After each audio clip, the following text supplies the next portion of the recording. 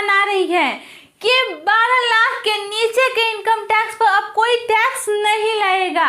Tax payer celebrate कर रहे हैं, बहुत खुश हो रहे हैं, जबकि उनको पता ही नहीं है कि बजट क्या होता है, बजट क्या है। और ये बातें ना तो कोई सोशल मीडिया प्लेटफॉर्म पे बताया गया है और ना ही कोई यूट्यूब चैनल पे बताया गया है और ना ही कोई कॉन्सेप्ट में बताया गया है, जो कि मैं बजट के छुपा हुआ रहस्य इस वीडियो में मैं आपको क्लियर करने आई हूँ। तो ध्यान से देखिएगा वीडियो को शुरू करने से पहले मैं आपको 2-3 बातें बताऊंगी, ताकि आपका देश है, आपका भारत है, तो आपको पता चलना चाहिए कि बजट क्या है, हम किस कंडीशन से निकल के आए हैं। ये सारी की सारी बातें आपको पता होना चाहिए। तो आप ध्यान से देखिएगा वीडियो। तो चलिए वीडियो को शुरुआत करते हैं। देखिए एक्चुअली जो है, पहले भारत यानी कि इंडिया जो था पहले ब्रिटेन का गुलाम था। गुलामी में पहले हम लोग जीते थे। तो पहली बार इंडिया में बजट कब पेश हुआ था? तो पहली बार इंडिया में 1860 में जो है बजट पेश हुआ था। ठीक है, 1860 में बजट पेश हुआ था। और किस दिन को हुआ था? तो ये पहले पेश होता था 28-29 फरवरी को जो है बजट पेश होता था, और ये शाम के 5:30 बजे होता था। यानी कि शाम को बजट पहले पेश होता था। पहले ब्रिटेन में 12 बजे बजट पेश होता था, तो इंडिया में है शाम के 5:30 बजे बजट पेश होता था। क्योंकि ब्रिटेन अंग्रेज कहता था कि जब मैं सिर झुकाऊं तो तुम भी सिर झुकाओ, ऐसा अंग्रेज कहता था। तो पहली बार जब बजट का शुरुआत हुआ तो इंडिया में 1860 में हुआ था। और पहले कब होता था? 28-29 फरवरी को बजट पेश होता था।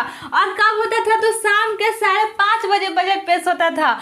और ये जो बजट है, ये बजट जो शाम को पहले होता था, इसको जो चेंज कर दिया गया है 1998 से 1999 में जो है, ये जो शाम को 5:30 बजे होता था, इसको 11 बजे कर दिया गया है। ठीक है, 11 बजे बजट पेश होने लगा। और हमारे वित्त मंत्री पहले अरुण जेटली जी थे, वो अरुण जेटली जी पहले 28 फरवरी को जो बजट पेश होता था उसको 1 फरवरी कर दिए। ठीक है, 1 फरवरी कर दिए। 1 फरवरी को ही बजट पेश होने लगा। और इतना के तहत 11 बजे जो है टाइम इसको बदल कर 11 बजे कर दिया गया है, और इसको बदल कर 1 फरवरी को कर दिया गया है। इतना समझ में आया? अब देखिए ये जो बजट इस बार का जो पेश हुआ है, वो बजट क्या है? वो 2025, ठीक है, 2025 से 2026 का बजट पेश हुआ है। यानी कि 1 अप्रैल, ठीक है, 1 अप्रैल 2025 से 31 मार्च, ठीक है, 31 मार्च 2026 का बजट पेश हुआ है।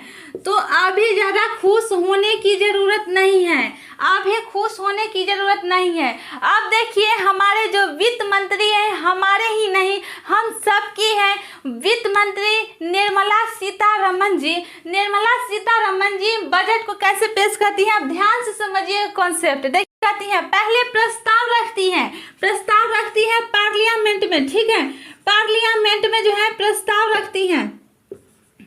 ये प्रस्ताव हमारे गवर्नमेंट का, ये सरकार का, ये वो गवर्नमेंट सरकार जो है प्रस्ताव रखती है पार्लियामेंट में। और पार्लियामेंट में प्रस्ताव रखती है, बोलती है कि हमें बजट ये पेश किए हैं, हमको इसका जो है परमिशन दीजिए, हम ये खर्च करने वाले हैं, जनता को खर्च करना चाहते हैं, ये टैक्स लगाना चाहते हैं, जो भी करना चाहते हैं, ये गवर्नमेंट जो है पार्लियामेंट में प्रस्ताव रखती है, बजट रखती है। ठीक है, प्रस्ताव, इसको हम प्रस्ताव कह सकते हैं।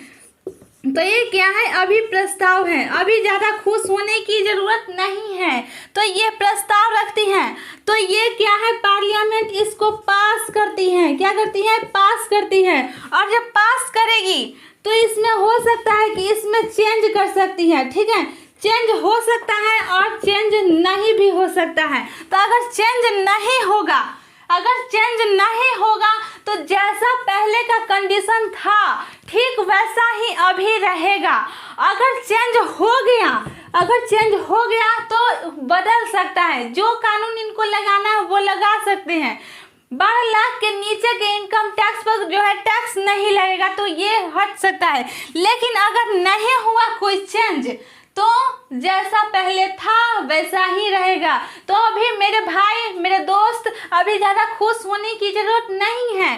अब क्यों नहीं, आप देखिए, तो गवर्नमेंट यानी कि सरकार जो है पार्लियामेंट में जो है अपना प्रस्ताव रखती है, तो इसको एस्टिमेट कमेटी जो है, ठीक है, एस्टिमेट कमेटी जो है, इसको जिसे हिंदी में कहते हैं प्राक्कलन समिति, जिसमें 30 सांसद होते हैं। तो ये सांसद इसको क्या करेंगे, प्रस्ताव का जांच करेंगे, अच्छे से इसका जांच पड़ताल करेंगे कि ये ठीक है कि नहीं, इसको बहुत बढ़िया से जांच करेंगे। अगर ये जांच में निकल गया कि ये प्रस्ताव सही है तो इसको पार्लियामेंट क्या करेगी, इसको पास कर देगी। तो पास कर देगी तो इसमें क्या आएगा, सांसद आएंगे, ठीक है, सांसद जो है आएंगे, ठीक है, सांसद आएंगे। तो कितने सांसद आधे से ज्यादा अगर सांसद भी पास कर दिए तो पास मान लिया जाएगा। मान लीजिए, ठीक है, आधे से ज्यादा सांसद, मान लीजिए कि सांसद 320 है, ठीक है, 320 सांसद आए हैं और 320 का आधा होता है 160 प्लस 1 यानी कि 161 सांसद अगर इसको पास कर दिए इस बहुमत को तो ये पास मान लिया जाएगा। और ये जो है पार्लियामेंट जो है कौन से सिंपल मेजॉरिटी से पास करते हैं, यानी कि साधारण बहुमत से इसको पास करते हैं, ठीक है, साधारण बहुमत से पहले पास करते हैं, उसके बाद इसको सांसद इसको अगर आधे से एक भी ज्यादा अगर सांसद इस प्रस्ताव को पारित कर दिए, पास कर दिए, तो ये पास मान लिया जाएगा। लोकसभा में पास होगा, उसके बाद राज्यसभा में पास होगा और फाइनली लोकसभा और राज्यसभा में पास होने के बाद राष्ट्रपति का हस्ताक्षर होगा। और राष्ट्रपति के हस्ताक्षर होने के बाद 1 अप्रैल को, ठीक है, 1 अप्रैल को जो है आपका 1 अप्रैल को आपका ये बजट लागू होगा। अभी लागू नहीं हुआ है, अभी केवल क्या है, ये प्रस्ताव है, ये अभी प्रस्ताव है मेरे भाई, प्रस्ताव है। तो अभी ज़्यादा खुश होने की ज़रूरत नहीं है, बिल्कुल नहीं है, क्योंकि अभी लागू नहीं हुआ है। अभी तो ये प्रस्ताव है, पारित होगा, पास होगा, बिल पास होगा, राष्ट्रपति का हस्ताक्षर होगा। आपको एकदम संक्षेप में बताती हूँ, ध्यान से सुनिएगा। पहले जो है वित्त मंत्री निर्मला सीतारमण जी जो है वो पार्लियामेंट में यानी कि संसद में अपना प्रस्ताव रखेंगे कि मुझे बजट को लागू करना है, मैं ये काम करना चाहती हूँ, ठीक है। उसके बाद जो है प्राक्कलन समिति जो है, एस्टिमेट कमेटी जिसे कहते हैं, वो जिसमें 30 मेंबर होते हैं, उसको क्या करेंगे, पहले अच्छे से जांच पड़ताल करेंगे। जांच पड़ताल करने के बाद अगर उनको लगता है कि ये ठीक है, तो ठीक होने के बाद क्या है, पार्लियामेंट जो है लोकसभा में बिल पास करेंगी, फिर राज्यसभा में करेंगी, और राज्यसभा में और लोकसभा में बिल पास होने के बाद राष्ट्रपति का हस्ताक्षर होगा। और फाइनली राष्ट्रपति के हस्ताक्षर होने के बाद तब लागू होगा ये बजट। तो आई होप कि बढ़िया से क्लियर हो गया होगा। चलिए, अगर अभी भी आपको किसी प्रकार के कोई भी डाउट है तो आप नीचे कमेंट बॉक्स में जरूर पूछिए अपना डाउट। मिलते हैं अगले वीडियो में, तब तक के लिए थैंक यू।